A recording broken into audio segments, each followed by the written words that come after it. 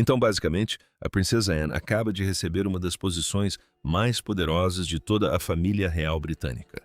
E, honestamente, ninguém está falando sobre o que isso realmente significa para a monarquia agora.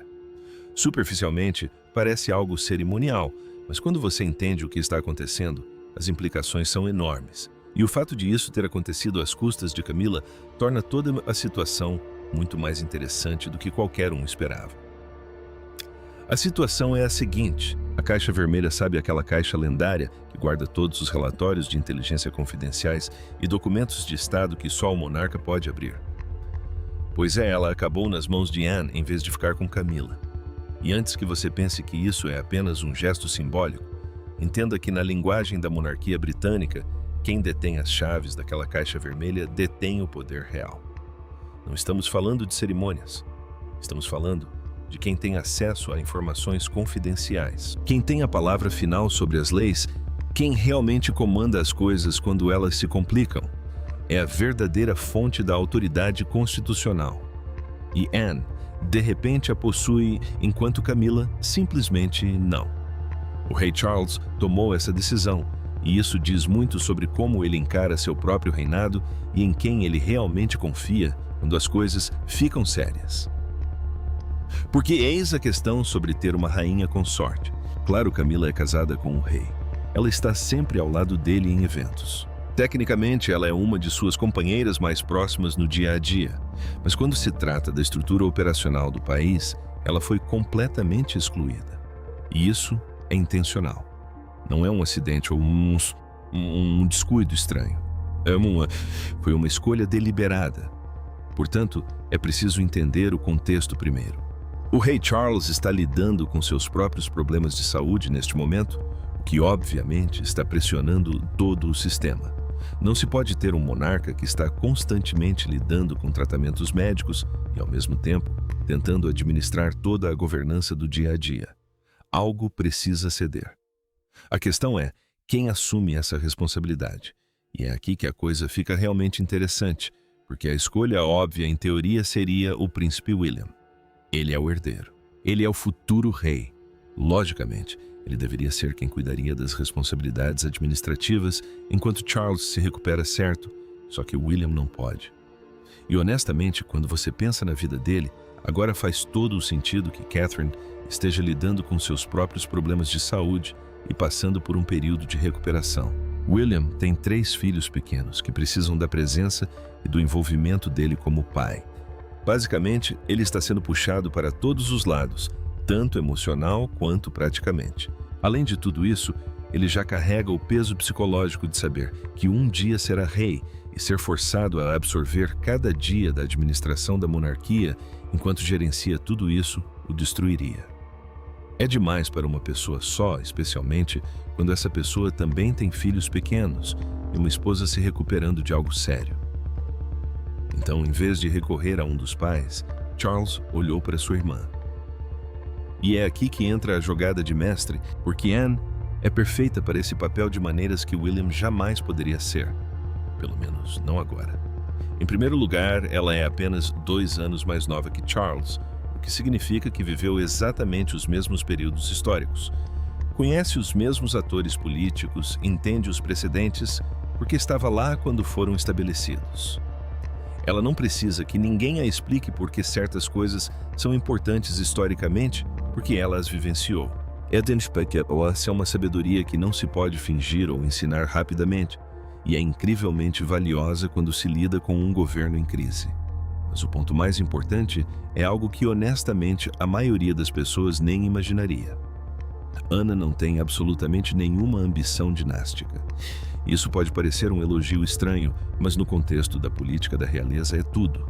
Veja bem, existia todo um sistema de primogenitura com preferência masculina na época em que Ana e Carlos eram crianças, o que basicamente significava que mesmo ela tendo nascido em segundo lugar e Carlos, depois ele acabava passando à frente dela na linha de sucessão simplesmente por ser homem. Então, Ana ia sendo empurrada cada vez mais para baixo na linha de sucessão a cada nascimento de um irmão. Isso é obviamente injusto e ultrapassado. Mas aqui está o interessante. Isso a tornou a pessoa perfeita para ocupar o poder agora, porque ela não tem absolutamente nenhum caminho para o trono e nenhum interesse em consegui-lo. Pense no que isso significa politicamente.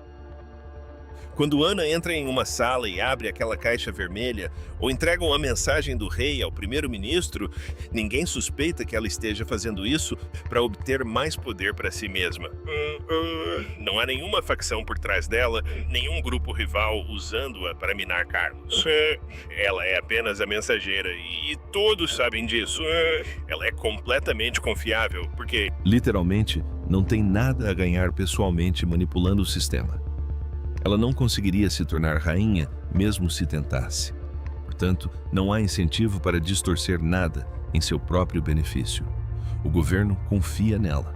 O público confia nela. E mais importante, Charles confia nela completamente. E honestamente, essa confiança não surgiu do nada. Não foi Charles quem simplesmente decidiu que sua irmã deveria assumir essa responsabilidade. A rainha Elizabeth passou décadas, basicamente treinando Anne, exatamente para esse papel, mesmo que ninguém o chamasse explicitamente assim na época.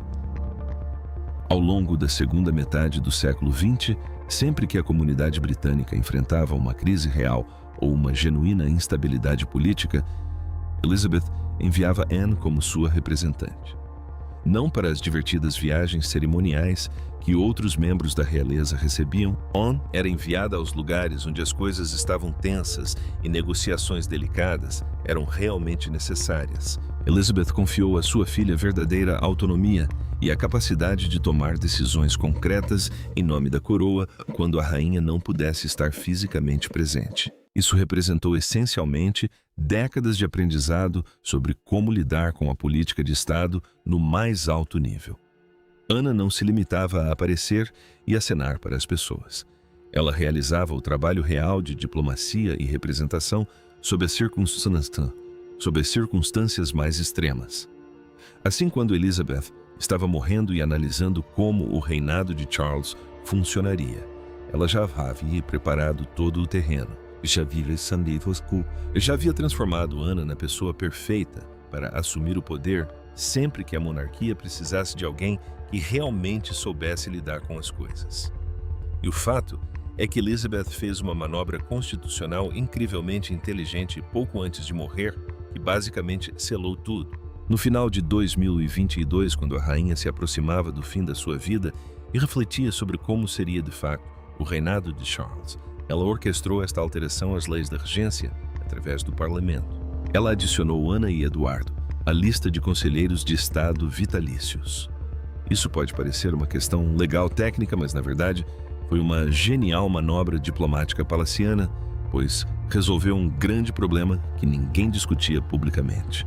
A questão era que a antiga lista de pessoas que poderiam intervir e exercer os poderes do monarca estava basicamente comprometida. Harry havia se afastado de tudo ao se mudar para a Califórnia e se dedicar aos seus próprios assuntos. E André havia se tornado completamente inviável politicamente após seus escândalos. Então havia essa situação em que, se algo acontecesse com Charles e ele não pudesse governar, as pessoas tecnicamente disponíveis para intervir eram basicamente ninguém que ele realmente quisesse no poder. Elizabeth resolveu isso colocando Ana e Eduardo na lista permanentemente. Era juridicamente incontestável, politicamente impossível de contestar e, essencialmente, marginalizou Harry e André de uma forma digna e inquestionável. Então, Elizabeth estava basicamente dizendo: certo, quando meu filho se tornar rei e passar pelo que os reis passam, problemas de saúde, pressão, exaustão, Ana será a pessoa a quem ele poderá recorrer. Ela será a nossa rede de segurança. E como estou fazendo isso através do parlamento e oficializando a decisão, não há espaço para ninguém questionar ou tentar minar isso mais tarde. Mas antes disso tudo, Anne já vinha acumulando títulos e honrarias que basicamente sinalizavam para todos que prestavam atenção que ela estava ascendendo a um nível de importância diferente dentro da família. Em 1987, Elizabeth concedeu a ela o título de Princesa Real, uma designação antiga que só pode ser concedida a uma pessoa por vez e que tradicionalmente é dada à filha mais velha do monarca reinante. Não é apenas um gesto de gentileza que se dá a um membro da família. Vem com a expectativa implícita de que a pessoa dedicará toda a sua vida ao serviço da coroa, independentemente da situação política que o país esteja atravessando. É basicamente um marcador formal que diz que essa pessoa é singularmente importante para o funcionamento da nossa dinastia. Então, em 1996, Anne foi investida como Cavaleira do Cardo, a mais alta ordem de cavalaria da Escócia. Isso é realmente significativo porque não foi aleatório. Coisas cerimoniais. Anne passou anos trabalhando seriamente na Escócia, gerenciando relacionamentos complexos e trabalhos de caridade na Commonwealth, realmente se envolvendo com o bem-estar das comunidades locais, em vez de apenas aparecer para fotos. O investimento como cavaleira era basicamente a nação dizendo: ok, nós a vemos. Reconhecemos que você entende este país em um nível mais profundo do que apenas aparições cerimoniais. E então, quando Charles foi coroado em 2023, ele fez algo realmente interessante. Ele escolheu Anne para ser sua dama de companhia, um papel histórico que remonta a séculos e é tradicionalmente atribuído a alguém em quem o monarca confia para sua segurança pessoal. Assim, lá estava Anne, em uniforme militar completo, cavalgando logo atrás da carruagem dourada de Charles pelas ruas de Londres durante sua coroação. Isso não é apenas um retorno à tradição. É Charles declarando publicamente sua confiança diante de toda a nação. Ele está literalmente mostrando a todos que Anne é quem o apoia, quem o defende e defende a dinastia. É incrivelmente simbólico e foi um sinal que ninguém poderia ignorar. O que tem sido interessante observar como o relacionamento de Anne com seu marido Timothy Lawrence também se fortaleceu junto com ela. Timothy entrou para a família real em meados da década de 1980, quando era um jovem oficial da Marinha, escolhido para ser um membro da realeza junto à rainha Elizabeth. Ele não era famoso nem buscava a atenção. Ele estava ali trabalhando na engrenagem que mantinha a família funcionando, observando o que era necessário para lidar com toda a pressão que Anne carregava. E Elizabeth percebeu como Timothy apoiava Anne sem nunca precisar dos holofotes ou exigir reconhecimento. Como ele simplesmente se dedicava silenciosamente a apoiá-la em meio a uma rotina absolutamente exaustiva.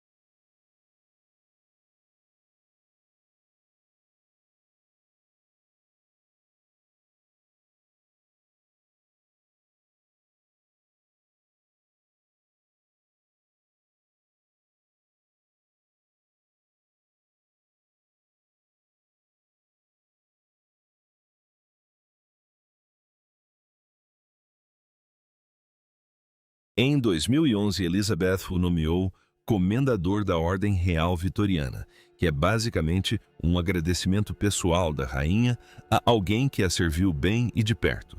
Mas Charles foi além. Recentemente, ele elevou Timothy à Gran Cruz da Ordem Real Vitoriana, que é literalmente a mais alta patente de todo o sistema. Este é um presente pessoal de Charles para Timothy, completamente independente de qualquer processo governamental. Portanto, é uma declaração direta do próprio rei dizendo: eu vejo o que você sou, vejo o que você fez. Reconheço o que você significa para Anne e estou colocando você neste círculo exclusivo de pessoas mais próximas do trono. Isso é uma declaração pública notável sobre a importância que Timothy adquiriu para o funcionamento da monarquia. É aqui que a coisa fica interessante, porque existe toda uma camada histórica por trás disso tudo que torna a tensão com Camila ainda mais acentuada. No início da década de 1970, antes de Camila se casar com Andrew Parker e muito antes de se tornar rainha consorte, ela teve um relacionamento sério com ele, enquanto ele ele ainda estava com Anne. E Anne e Andrew tinham uma conexão genuína baseada em interesses em comum. Eles adoravam cavalos. Ambos eram apaixonados por assuntos equestres. Havia uma forte conexão entre eles, mas o relacionamento não deu certo por questões religiosas. Andrew era católico e a Constituição da época não permitia esse tipo de casamento. Então, eles se separaram. Mas Anne e o Andrew permaneceram amigos próximos mesmo depois que ele se casou com Camila. Depois, Anne se casou com Mark Phillips, mas o casamento também não deu certo. E por fim, ela se envolveu com Timothy, que a apoiou discretamente durante todo o tempo. Esse relacionamento se tornou a parceria estável e sólida, que permitiu que ela de fato desempenhasse suas funções e realizasse a incrível quantidade de trabalho que realiza. Ela cumpre mais de 450 compromissos por ano, mais do que praticamente qualquer outro membro da realeza em atividade. E Timothy simplesmente apoia isso sem precisar de nada em troca. Então, quando você observa o que está acontecendo agora com Camila sendo completamente excluída da caixa vermelha e de todo o poder real, enquanto Anne ascende a toda uma história complexa por trás disso. Camila é casada com o rei. Ela é a rainha consorte e ainda assim está sendo excluída dos mecanismos reais do governo. Enquanto isso, Anne, que não tem coroa, mas tem décadas de trabalho árduo e um marido que a apoiou discretamente o tempo todo, está sendo posicionada como o verdadeiro centro do poder institucional. O público britânico basicamente já formou sua opinião sobre tudo isso e os números comprovam. Quando você analisa as pesquisas de opinião recentes, Anne figura consistentemente no topo da popularidade da realeza ao lado de Catarina e da memória de Elizabeth. As pessoas a veem como a integrante mais trabalhadora da família, aquela que realmente aparece e faz o trabalho sem precisar de validação constante ou atenção da mídia. E não encaram sua ascensão a este cargo, Taúja, a região adjacente, como uma manobra política ou uma tomada de poder. Encaram isso como justiça. Sinceramente, é algo que já deveria ter acontecido, porque ela mereceu através de realizações concretas e serviço genuíno. O que realmente cristalizou esse sentimento público foi aquele momento no documentário da BBC, sobre o ano da coroação de Charles. O documentário deu às pessoas um olhar incrivelmente íntimo sobre o que estava acontecendo dentro da monarquia durante o que era basicamente seu período mais vulnerável. E Anne fez algo naquele filme que raramente se vê membros da realeza fazerem. Ela foi honesta sobre algo real. Ela falou sobre os últimos dias de sua mãe em Balmoral e revelou que Elizabeth estava realmente preocupada em morrer lá por causa do pesadelo logístico que isso criaria para o governo e a família. E Anne, sendo Anne, simplesmente disse à mãe para esquecer isso e passar seus últimos dias onde ela queria estar porque ela merecia essa paz. Mas eis a parte que realmente chamou a atenção das pessoas. Anne falou sobre ter visto a coroa imperial do estado sendo retirada do caixão de Elizabeth durante o funeral. E ela descreveu essa profunda sensação de alívio que sentiu, não porque não amasse a mãe ou não estivesse de luto, mas porque compreendeu que o fardo da mãe finalmente havia terminado. O peso do dever que Elizabeth carregou por décadas finalmente havia acabado. Anne pôde reconhecer que sua mãe basicamente sacrificou toda a sua vida pela instituição. E havia algo quase terno em reconhecer que a pressão finalmente havia desaparecido. Aquele momento, aquela honestidade crua de Anne sobre a morte, o dever e o verdadeiro preço do serviço, fez com que toda a nação a visse de forma diferente. Isso ancorou tudo em emoções humanas reais, em vez de pompa. E aquele momento documental foi importante porque mostrou às pessoas por que Anne é a pessoa certa para esse papel. Ela não é do tipo que finge que está tudo bem quando não está. Ela não se esconde atrás de cerimônias ou formalidades. Ela entende que a instituição sobrevive sendo honesta sobre seus custos reais e quem realmente realiza o trabalho. Podemos ver como isso se refletiu na geração mais jovem da realeza, também particularmente em William e Catherine.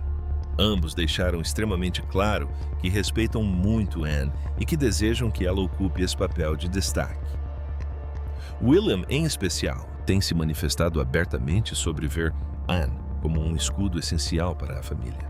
Alguém cuja integridade e ética de trabalho são tão inquestionáveis que protegem todos ao seu redor do constante escrutínio da mídia. Ele e Catherine cederam deliberadamente os holofotes a ela durante eventos importantes, o que transmite a todos que assistem que não a veem como concorrente ou ameaça. Eles a veem como alguém que está realizando o trabalho de fato e merece reconhecimento por isso. E William claramente entende que a posição de destaque de Anne o beneficia neste momento. Isso alivia um pouco a pressão sobre ele no momento em que está lidando com a recuperação de Catherine e tentando estar presente para os filhos. Ele não precisa tentar estar em todos os lugares fazendo tudo. Anne está cuidando do pesado trabalho administrativo, o que lhe dá espaço para ser pai-marido e, eventualmente, um futuro rei. Mas não os três ao mesmo tempo agora. É uma distribuição de poder realmente inteligente, e William entende isso. O que se tornou quase impossível de ignorar, porém, é o que essa ascensão significa para a posição de Camila. Porque, embora Camila tenha o privilégio de sentar-se ao lado de Charles em ocasiões de Estado e ostente o título de rainha consorte, ela é fundamentalmente excluída do poder real. Ela não tem acesso à tribuna vermelha. Ela não classifica os relatórios oficiais. Ela não abre documentos de Estado nem sanciona leis. Ela é basicamente uma presença cerimonial, enquanto a verdadeira máquina da governança flui ao seu redor, chegando às mãos de Anne. E isso não é um acidente ou um descuido. É uma declaração deliberada sobre o que Charles valoriza e em quem ele confia para exercer a autoridade real. Há também essa sombra persistente de Diana que Camila passou todo o seu tempo na família real tentando superar. O público britânico nunca a perdoou de fato pelo papel que as pessoas perceberam que ela desempenhou no casamento de Charles e Diana. E mesmo que décadas tenham se passado e Diana já tenha falecido há anos, esse peso ainda persiste. Então agora, quando Camila vê o público aclamando-a e sendo elevada por Charles, enquanto ela é marginalizada do poder real, deve ser uma constatação devastadora sobre sua verdadeira posição dentro da instituição. Ela é casada com o rei, mas não lhe é confiada a responsabilidade pelas coisas que importam. O que é realmente fascinante sobre a situação atual da monarquia é que ela mudou fundamentalmente a forma como opera.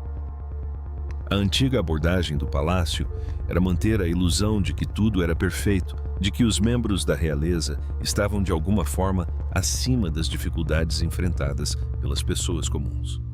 Mas Charles e Catherine essencialmente descartaram essa estratégia. Charles tem sido aberto publicamente sobre sua saúde e tratamento de uma forma que monarcas anteriores jamais teriam sido. Catarina tem sido honesta sobre seu próprio processo de recuperação e, em vez de tentar esconder ou minimizar o que está acontecendo, a instituição está basicamente dizendo: ok, esta é a vida real. Estes são desafios reais e é assim que estamos lidando com eles.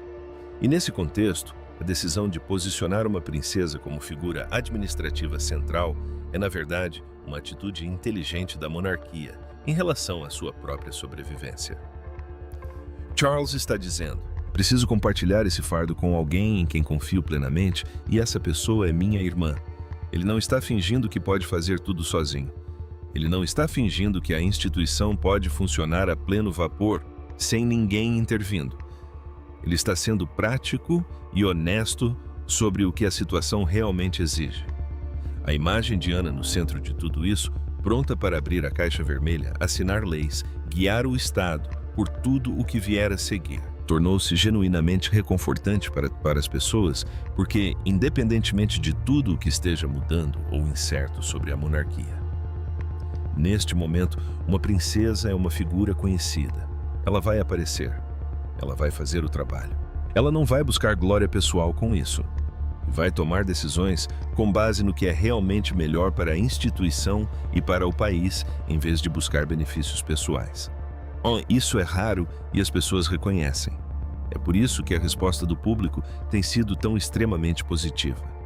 E é por isso que toda essa transformação do seu papel, embora possa parecer sutil para quem vê de fora, representa algo realmente significativo sobre como a monarquia está tentando evoluir e se manter relevante e funcional em uma era em que as fórmulas antigas simplesmente não funcionam mais.